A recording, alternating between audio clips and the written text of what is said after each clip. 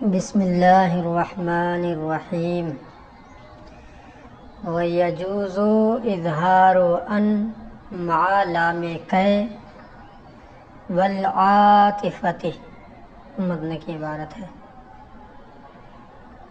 اب یہاں سے بحث کچھ بدل رہے ہیں، اسی ان سے متعلق ہے۔ اس سے پہلے آپ نے پڑھ لیا کہ ان 7 مقامات میں مقدر ہوتا ہے، حتیٰ کے بعد، لام کئی کے بعد ہے نا، وغیرہ وغیرہ، حروف عاطفہ کے بعد وغیرہ آپ نے پڑھ لیا۔ اب یہاں سے یہ بتا رہے ہیں کہ وہ ان جو 7 مقامات میں مقدر ہوتا ہے، کیا اس ان کا اظہار جائز ہے یا نہیں ہے؟ کسی مقام میں اس ان کو ہم ظاہر کر سکتے ہیں یا ظاہر نہیں کر سکتے ہیں، کسی بھی مقام میں، تو اسی کے بارے میں یہاں بتا رہے ہیں۔ تو کہا کہ 2 مقام میں جو ما سبق میں ذکر ہوا، ان میں سے 2 مقام میں ان کا اظہار جائز ہے، ٹھیک ہے، اور باقی مقامات میں ان کا اظہار جائز نہیں ہے، بلکہ ان مقدر رہے گا۔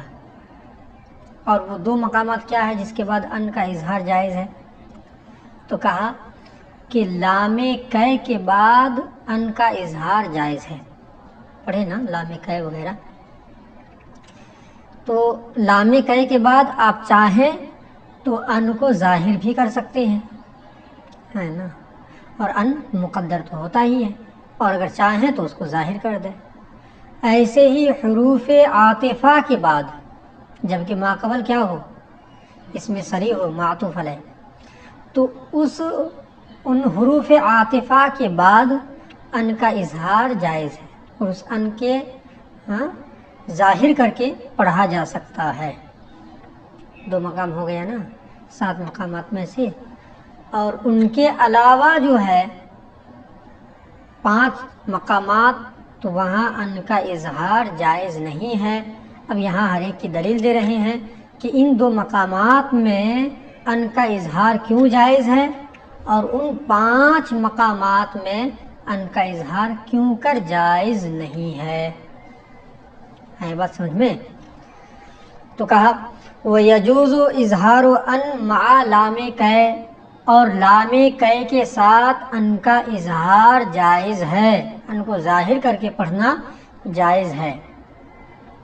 لام کئی آپ نے پڑھ لیا ہے، جیسے جئتک لأن تکرمنی، جئتک لأن تکرمنی، اصل عبارت کیا تھی؟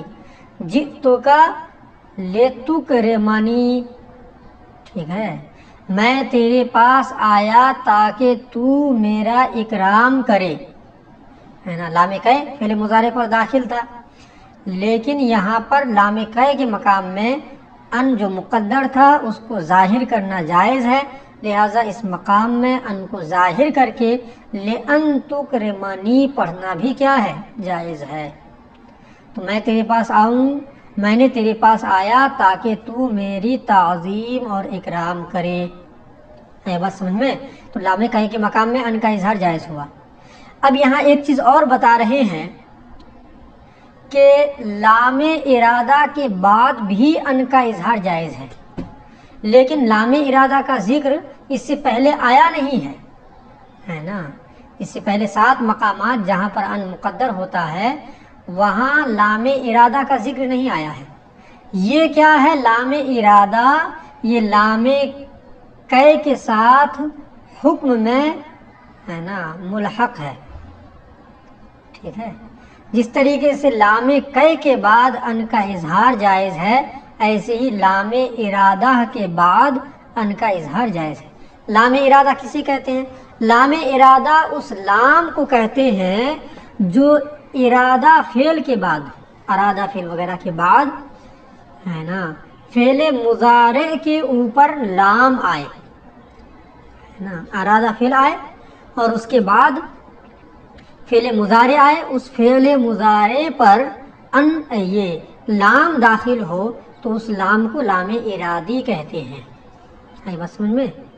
ارادہ فعل آئے پہلے، اس کے بعد ہے نا کوئی فعل مضارع ہو اور اسی فعل مضارع پر لام داخل ہو تو اس لام کو لام ارادی کہتے ہیں، یعنی وہ لام جو ارادہ فعل کے بعد آیا ہے. تو لام ارادی کے بعد بھی ان مقدر ہوتا ہے، اس ان کا اظہار لام ارادہ کے بعد ان کا اظہار کیا ہے؟ جائز ہے. تو لام ارادہ میں جو لام ہوتا ہے وہ لام حقیقت میں زائد ہوتا ہے. وہ لام کیا ہوتا ہے؟ زائد ہوتا ہے. جیسے مثال کے طور پر اردت لتقوم ہے نا، میں نے کھڑا ہونے کا ارادہ کیا. تو یہاں دیکھیے ارادہ فعل کے بعد فعل مضارع ہے، اس فعل مضارع پر لام داخل ہے نا لتقوم، اور یہ لام کیا ہے؟ زائد ہے. تو وہ لام جو ارادہ فعل کے بعد ہے نا فعل مضارع پر زائد طور پر آئے اس لام کو لام ارادی کہتے ہیں. تو لام ارادی کے بعد ان کو ظاہر کرنا جائز ہے، لہٰذا لتقوما کی جگہ آپ یہ پڑھ سکتے ہیں اردت لأن تقوما، میں نے کھڑا ہونے کا ارادہ کیا.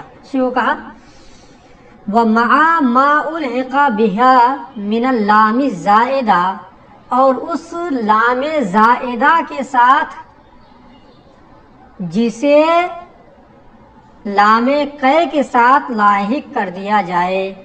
بہا میں ضمیر کا مرجع لام قے ہے، ٹھیک ہے. اور وَمَعَ کا عطف کس کے اوپر ہے؟ وَيَجُوزُ إِظْهَارُ أَن کے اوپر ہے. وَيَجُوزُ إِظْهَارُ أَن مع لام قے، تو مع لام قے کے اوپر اس کا عطف ہے مع ما الحق بها من اللام الزائدہ. تو لام قے کے ساتھ ان کا اظہار جائز ہے اور اس لام زائدہ کے ساتھ ان کا اظہار جائز ہے ما الحق بها، جس لام زائدہ کو لام قے کے ساتھ لاحق کر دیا گیا. اب وہ لام زائدہ کا نام کیا ہے؟ میں نے لام ارادی بتا دیا. جیسے اردت لأن تقوما، میں نے کھڑا ہونے کا ارادہ کیا، تو یہ لتقوما تھا. یہاں پر ارادہ فعل کے بعد فعل مضارع پر لام آیا ہے اور یہ لام کیا ہے؟ زائد ہے. تو اس لام زائدہ کے ساتھ لام ارادی کے ساتھ ان کا اظہار جائز ہے. تو دو چیزیں بتائیں. ایک چیز حقیقت میں بتایا کہ لام قے کے ساتھ ان کا اظہار جائز ہے، اور اس کے ساتھ لام ارادی بھی کیا ہے؟ حکم میں داخل ہے. دوسری چیز بتا رہے ہیں وَمَعَ الْحُرُوفِ الْعَاطِفَةِ، اور حروف عاطفہ کے ساتھ ہے نا اسی پر عطف ہے، یعنی ان کا اظہار جائز ہے حروف عاطفہ کے ساتھ جس کا ما قبل اس میں صریح ہو. اور میں نے اس میں صریح کا مطلب بتا دیا تھا، یا تو وہ مصدر ہو ڈائریکٹ، یا پھر وہ مشتق ہو، یا اس میں جامد ہو. اور اس میں مؤول کسے کہتے ہیں؟ جملہ کو یا فعل کو ہے نا ان ناصبہ کی تقدیر سے اسم بنانا، یہ کیا ہے؟ اس میں مؤول ہے.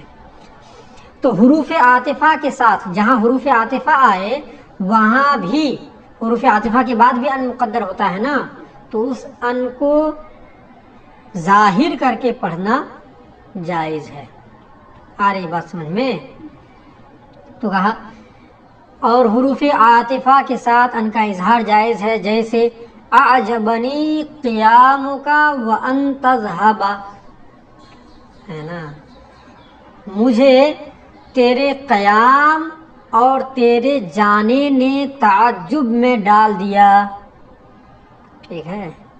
تو اب یہاں دیکھیے اصل عبارت ہے اعجبنی قیامک وتذهب، تو یہ کیا ہے؟ واو حرف عطف ہے نا، اور اس کا ما قبل اس میں صریح ہے، قیام مصدر ہے نا، اس میں صریح ہے.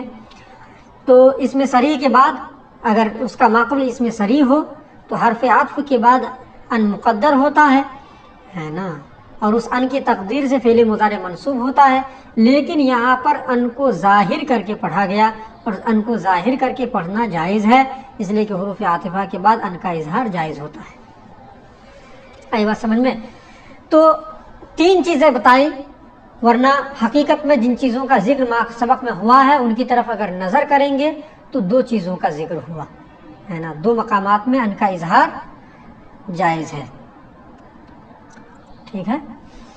اب یہاں سے دلیل دے رہے ہیں کہ ان مقامات میں ان کا اظہار کیوں جائز ہے، تو وہ دلیل دیکھیے۔ تو دلیل کا حاصل یہ ہے کہ چونکہ یہ تینوں یا دونوں کہہ لیجئے، دونوں یا تینوں کہہ لیجئے، چونکہ لام ارادی یہ لام کئی کے ساتھ داخل ہے، اس لیے 2 کہہ دیں گے تب بھی بات چل جائے گی۔ تو یہ دونوں یعنی لام کئی اور حروف عاطفہ، ان کا دخول اسم صریح کے اوپر ہوتا ہے، یہ ڈائریکٹ اسم صریح کے اوپر ان کا دخول ہوتا ہے نا۔ مثال کے طور پر آپ کہہ سکتے ہیں جئتک للاکرام، میں تیرے پاس اکرام تعظیم کرنے کے لیے آیا۔ تو لام کئی کا دخول کس کے اوپر ہوا؟ اکرام مصدر ہے نا، اور مصدر اسم صریح ہوتا ہے، تو ان کا دخول ڈائریکٹ اسم صریح کے اوپر ہوتا ہے لام کئی کا۔ ایسے ہی حروف عاطفہ کا بھی دخول ڈائریکٹ اسم صریح کے اوپر ہوتا ہے۔ جیسے مثال ہے اعجبنی ضرب زید وغضبہ، مجھے زید کے مارنے نے اور اس کے غصے غضب نے تعجب میں ڈال دیا۔ تو دیکھیے وغضبہ، تو واو کا عطف واو کا دخول کس کے اوپر ہوا؟ غضب یہ مصدر ہے نا، اسم صریح کے اوپر ہوا۔ تو یہ جو ہے لام کئی اور حروف عاطفہ، ایسے ہی لام ارادی، ان کا دخول ڈائریکٹ اسم صریح کے اوپر ہوتا ہے، اور ان بھی کس لیے ہوتا ہے؟ تاکہ وہ فعل کو یا جملے کو مصدر کی تعبیل میں کر کے اسم کے درجے میں اتار دے، اسم صریح کے درجے میں اتار دے۔ وہ ہوتا ہے اسم معول، لیکن اسم صریح کے درجے میں، اسم کے درجے میں اتار دیتا ہے۔ اور ان تینوں کا دخول اسم صریح کے اوپر ہوتا ہے، اور یہی کام ان بھی کرتا ہے نا۔ ان کیا کرتا ہے؟ اس فعل کو یا جملے کو اسم کے درجے میں کر دیتا ہے نا۔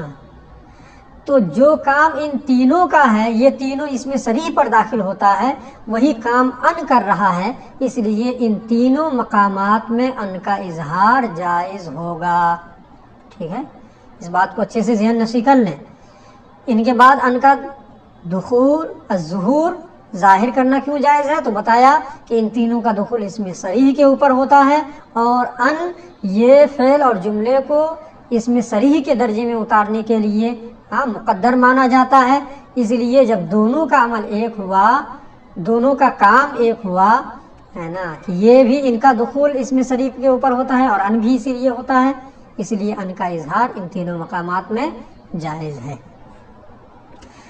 دیکھیے لأن هذه الثلاثة تدخل على اسم صریح، اس لیے کہ یہ تینوں اسم صریح پر داخل ہوتے ہیں۔ جیسے اب مثال دے رہے ہیں کہ لام کئی، حروف عاطفہ اور لام ارادی تینوں کا دخول اسم صریح کے اوپر ہوا ہے، مثال دیے ہیں یہاں۔ جئتک للاکرام، میں تیرے پاس اکرام اور تعظیم کے لیے آیا، تو یہ لام کئی کی مثال ہے۔ للاکرامی یہ لام کیا ہے؟ لام کئی ہے، اور اس کا دخول اسم صریح کے اوپر ہوا ہے۔ دوسری مثال ہے وَأَعْجَبَنِي ضَرْبُ زَيْدٍ وَغَضَبُهُ، مجھے زید کے مارنے اور اس کے غضب اور غصے نے تعجب میں ڈال دیا نا۔ تو یہ حرف عطف کی مثال ہے کہ حرف عطف کا دخول اسم صریح غضب جو مصدر ہے اس کے اوپر ہوا ہے۔ وَأَرَدْتُ لِضَرْبِكَ، اور میں نے تجھے مارنے کا ارادہ کیا، میں نے تجھے مارنے کا، پیٹنے کا ارادہ کیا۔ یہ لام ارادی کا مثال ہے۔ تو دیکھیے یہ لام کس کے بعد آیا ہے؟ فعل مضارع، فعل پر داخل ہے، یہ لام کس کے بعد آیا ہے؟ ارادہ فعل کے بعد آیا ہے، اور اسم صریح پر داخل ہے۔ ضرب مصدر ہے نا، لضرب کا اسم صریح پر داخل ہے، تو ان تینوں کا دخول اسم صریح کے اوپر ہوتا ہے۔ تو جب اسم صریح کے اوپر ہوا فجاز ان یظہر معها ما یقلب الفعل الى اسم صریح وهو عن المصدریہ، تو جائز ہوا کہ ان کے ساتھ اس چیز کو ظاہر کیا جائے. معاہا میں حاضمیر کا مرجع کیا ہے؟ حاضہ الثلاثہ، یہ تینوں چیزیں ہے نا. تو جائز ہے کہ ان کے ساتھ اس چیز کو ظاہر کر دیا جائے ما یقلب الفعل الی اسم صریح، جو فعل کو اسم صریح کی جانب پلٹ دے. تو کون سی چیز فعل کو اسم صریح کی جانب پلٹتی ہے؟ ان نا، فعل پر داخل ہوتا ہے ان، اور اس ان کے دخول کے بعد فعل کو اسم صریح کی جانب پلٹ دیتا ہے نا. اور ان تینوں کا دخول چونکہ اسم صریح کے اوپر ہوتا ہے، اور ان بھی فعل کو اسم صریح کی جانب پلٹنے کے لیے آتا ہے، لہٰذا ان تینوں کے بعد ان کا ظہور جائز ہوگا. دونوں کا کام ایک ہی ہوا نا، اسی لیے فجاز ان یظہر معها ما یقلب الفعل الی اسم صریح، تو جائز ہے کہ ان تینوں کے ساتھ اس کو ظاہر کر دیا جائے جو فعل کو اسم صریح کی جانب پلٹ دے. اور وہ کون سی چیز فعل کو اسم صریح کی جانب پلٹ دیتے ہیں؟ وہ ہوا ان المصدریہ، اور وہ ان مصدریہ ہے، لہذا ان مصدریہ کا ظہور اس کو ظاہر کر کے پڑھنا جائز ہوا.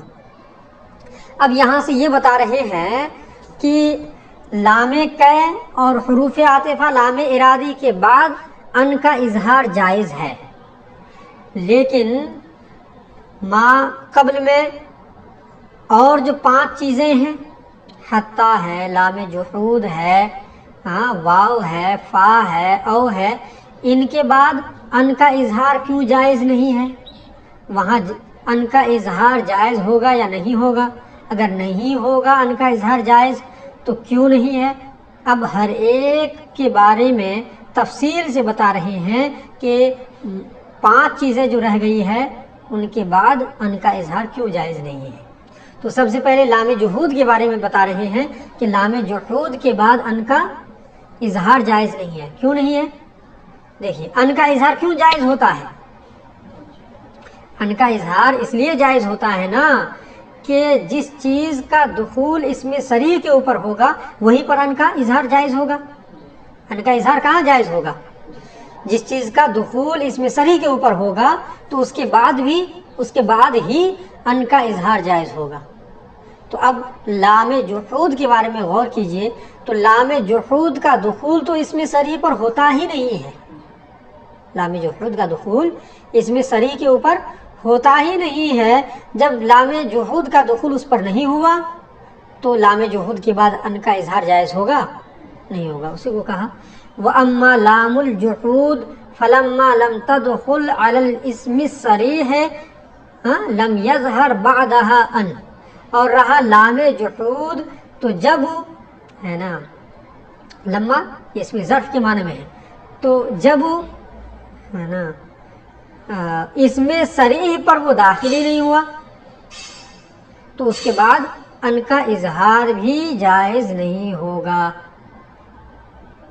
ٹھیک ہے، تو اس کے بعد ان کا اظہار جائز نہیں ہوگا. آئی بات سمجھ میں؟ لام جحود جب اس میں صریح پر داخل ہی نہیں ہوتا ہے، لم یظہر بعدہا ان، تو لام جحود کے بعد ان کا اظہار نہیں ہوگا، ان اس کے بعد ظاہر نہیں ہوگا. ٹھیک ہے. اب یہاں سے حتیٰ کے بارے میں بتا رہے ہیں. حتیٰ کے بعد بھی ان مقدر ہوتا ہے نا، تو حتیٰ کے بعد جو ان مقدر ہوتا ہے اس کے بعد اس ان کا اظہار کیوں جائز نہیں ہے، تو اس کے بارے میں بتایا. تو دیکھیے، حتیٰ کے بارے میں آپ نے پڑھا کہ حتیٰ کتنے معنوں میں استعمال ہوتا ہے؟ 2 معنوں میں، کبھی کئی سببیت کے معنی میں اور کبھی الی انتہائی غایت کے معنی میں. ٹھیک ہے. یہ بتا رہے ہیں کہ حتیٰ کا 2 معنی تو ہے، لیکن اغلب معنی استعمال کے اعتبار سے اغلب معنی حتیٰ کا کون سا ہے؟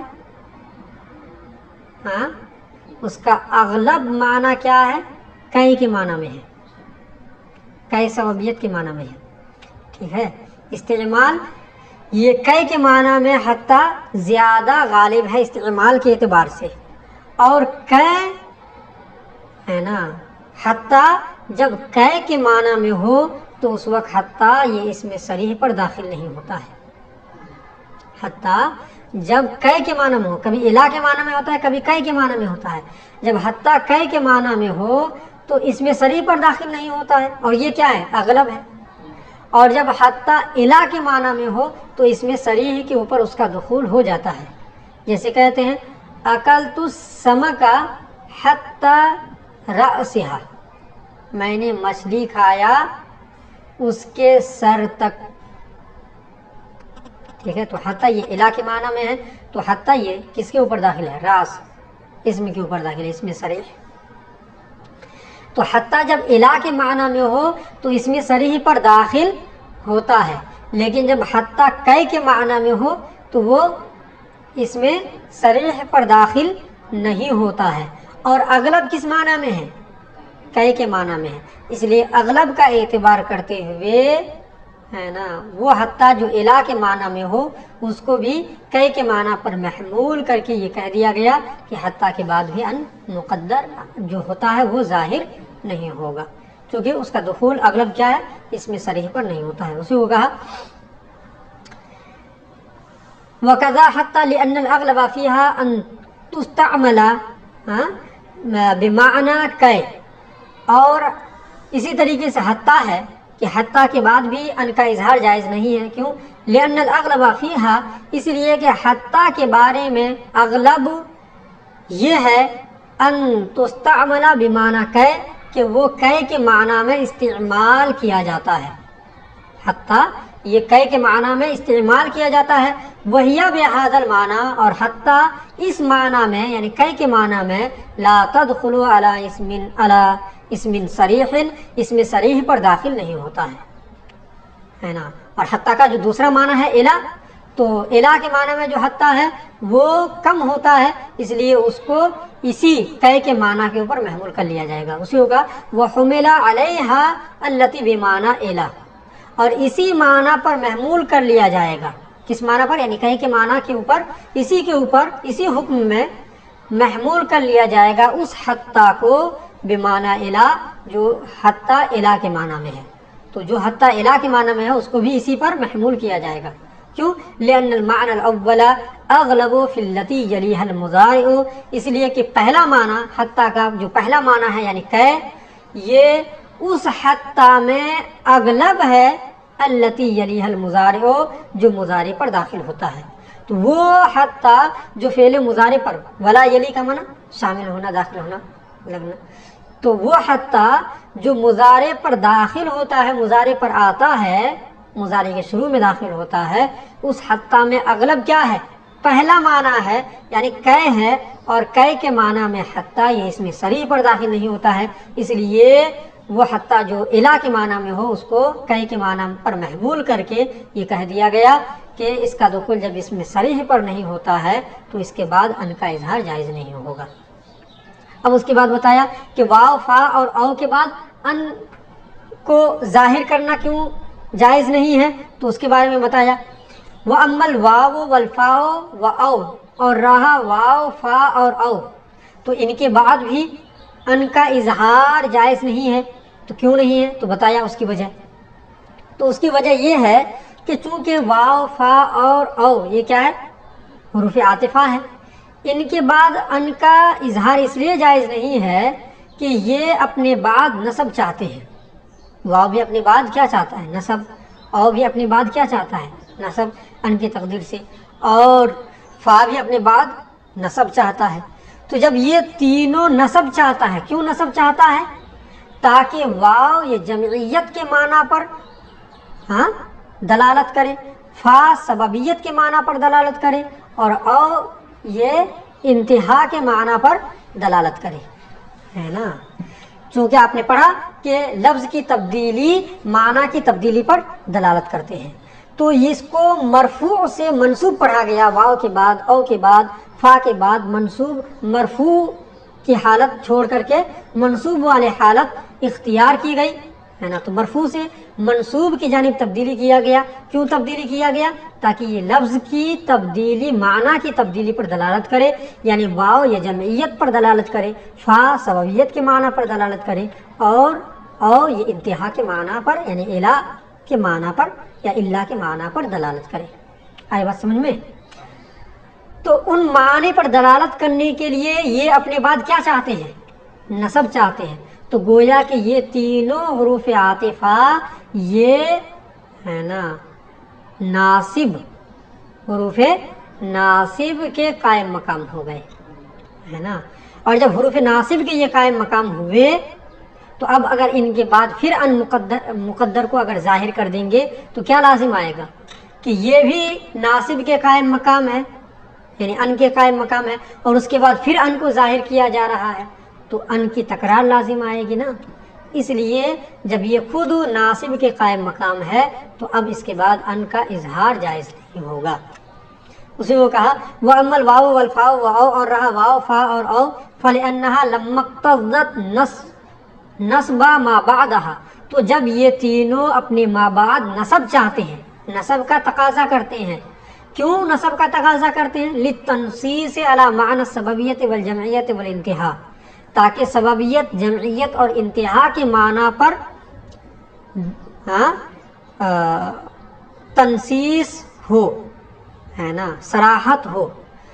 یہ لف و نصر مرتب کے طور پر ہے، لف و نصر غیر مرتب کے طور پر ہے۔ واو یہ کیا ہے؟ جمعیت کے معنی پر، فا یہ سببیت کے معنی پر، اور او یہ انتہا کے معنی پر۔